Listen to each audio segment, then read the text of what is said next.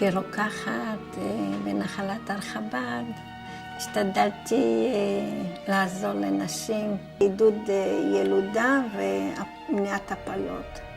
לפני בערך 33 שנים הגיעה אישה עם מרשם.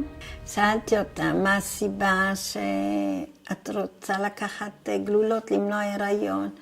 אז היא אמרה לי שיש לה 3 בנות, והיא מאוד חוששת שתיוולד לה עוד בת. אז אמרתי לה, שתלד בת זה לא סוף העולם, וגם אני מוכנה אפילו לאמץ את הילדה.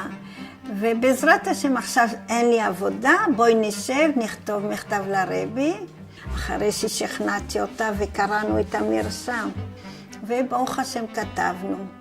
ונפרדה דרכנו, לא ידעתי מה קרה אחרי זה. כעבור 18-19 שנה נכנסה אישה לבית מרקחת עם מרשם, והיא מאוד מאוד ממהרת לקבל תרופה בלי תור.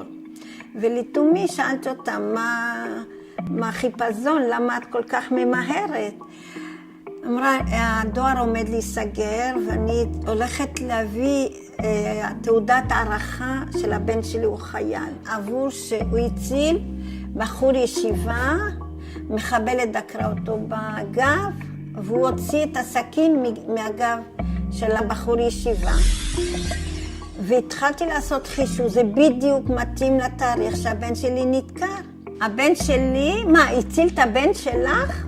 אמרתי, כן, זה הבן שלי, הוא תלמיד בשבי חברון, הוא בחור ישיבה.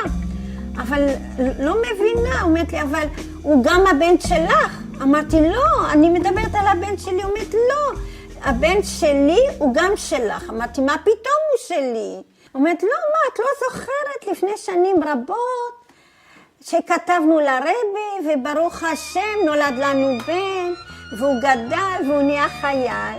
ואת רואה, איזה נס קרה. אמרתי, בטח זה נס, אני עוד לא מעכלת, הייתי באמת מאוד מתרגשת. גם עכשיו, אפילו עברו הרבה שנים, מאוד מתרגשת. אני חושבת שכל יהודי עושה מצוות, עושה גמילות חסדים, לא על מנת לקבל שכר. וברוך השם, הרבה פעמים רואים ניסים ונפלאות ושכר. לפני כ5.5 שנים, לביתי חני וחתני אורי נולד למזל טוב בן, לאחר שציפו כמעט 8 שנים, ולא פחות ולא יותר בשבת. ומוצאי שבת כולם באים לבית רפואה, ואני מתחילה לחשוב מה זה אומר לעשות ברית, לעשות שלום זכר, ויודעי שאנשים בכפר מאוד ירצו להשתתף, ואנשים מתחילים להתקשר מחולון, אתי אנחנו אפילו נשען על הדשא, אבל אנחנו לא מפסידים את הברית הזאת. אבל איך בדיוק אני הולכת לממן את כל ההוצאות, את כל הדברים שקשורים לשמחה הזאת? וכאן התחיל מה שאנחנו קוראים בחסידות, החבר לחיים, הנפש הבעמית, לחגוג ולפעול, ולהגיד, את באמת לא יכולה. וממש התחלתי להיכנס לחוסר אונים, ופתאום נדלק לי נורה, ואני מתחילה לדבר עם עצמי. רגע אחד, 8 שנים את נסעת כל שנה להתפלל על הילדה הזאת, לבקש מהקדוש ברוך הוא שיהיה לה ילד סוף כל סוף. עכשיו השם זימן כזה נס, וישר על המקום, את כבר בייאוש, את כבר לא יכולה, ואז ממש בהחלטה ממשית אמרתי לנפש הבעמית במחשבתי, עכשיו את תתחילי לשבת בשקט. את רוצה לחגוג? אין בעיה, אחרי שבת. וביום שלישי קמתי בבוקר ממש מלאת שמחה, שאני עם מסוגלות לעשות את השמחה הזאת. ביום רביעי אני הולכת לתיבת דואר שלי, ויש שם מעטפה. כשבעלי נפטר יותר משנה קודם, היה איזושהי קופת גמל קטנה, ולא פחות ולא יותר.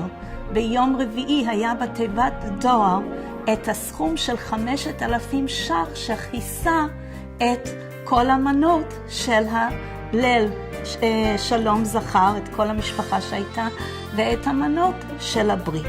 ואני מאחלת לכל אחד שתדע, שתתחזק מזה, שאם היא עומדת מול דברים שלא תמיד הם קלים, לפעמים הם אפילו מאוד קשים, תעשה החלטה קטנה, והקדוש ברוך הוא רואה למעלה ורק רוצה להשפיע עלינו טוב וברכה.